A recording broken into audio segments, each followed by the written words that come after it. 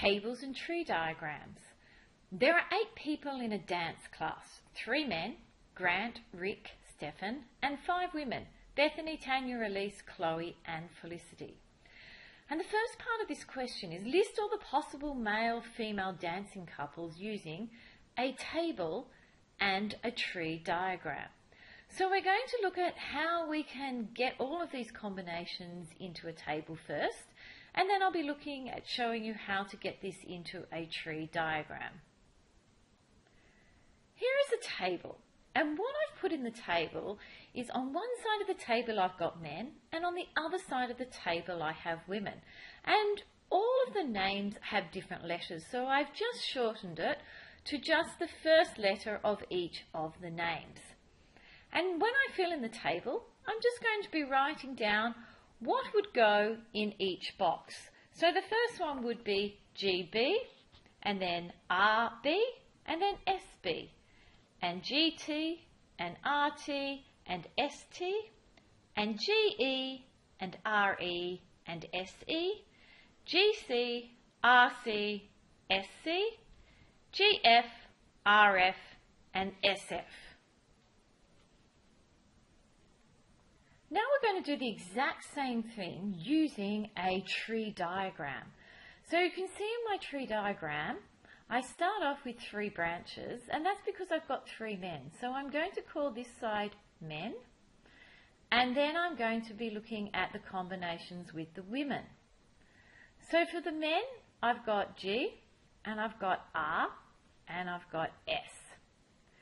And the women, I've got B, I've got T, E, C, and F.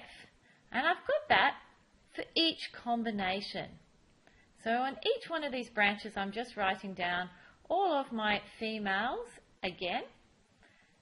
And what I can then do is I can add another column onto the side, which is called my outcomes.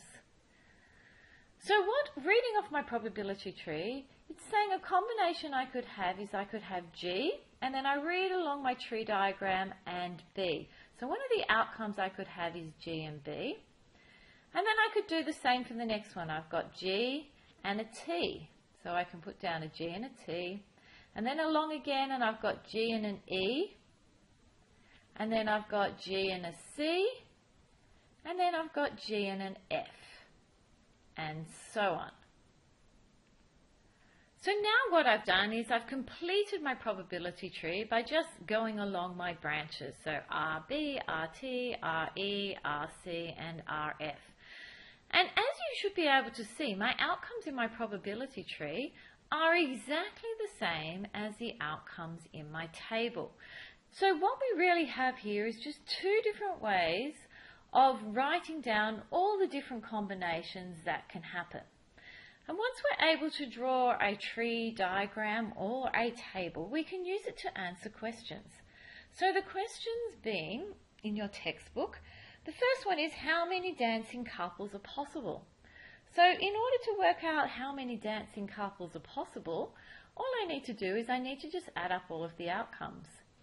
And as you can see, if I add up all of these boxes, there are 15 outcomes. And if I look down my outcome trees, I can count all of these combinations, and you can count them up, and there are 15 altogether. Now once we've done that, we can answer some probability questions. It says if one of these dancing couples is selected at random, what is the probability that it is Rick and either Tanya or Chloe? So we want the probability of Rick and Tanya, or Rick and Chloe. So we're looking for a Rick and Tanya. So here's a Rick and Tanya and a Rick and Chloe. And we can look in the other tree and see we can find a Rick and Tanya and a Rick and Chloe. So you can see that altogether there's only 2 ways of this happening out of the total possibility of 15, and 15 being all of the possible outcomes. So that's the first one. So part 2 of question C says it does not include Grant or Felicity. So we're looking for all of the outcomes that do not have Grant, so we don't want any Grants, and we don't want any Felicities. So if I don't want Grant and I don't want Felicity, you can see that there are 8 outcomes altogether. So the probability of not Grant or Felicity is 8 out of 15. And I could look at that in my tree diagram as well. I don't want any of the Grants, and I don't want any with Felicity. So that means all up, there is only 8 outcomes. Now we can see it over here as well in my table. Just 8 outcomes altogether. So that leaves me with one more question. And the very last question is, it includes Stefan, but not Bethany. So that means we're looking for the probability of Stefan, but not Bethany. So that means we want everything that has Stefan. So here are all mine that involve Stefan, but we don't want Bethany. So I'm going to cross her out, and you can see there's only 4 outcomes out of 15. And you can see the same from my table. In my table, I'm only wanting Stefan, but I'm not allowed Bethany, so there is only 4 ways out of 15. I hope you enjoyed the video. Come back later for some more.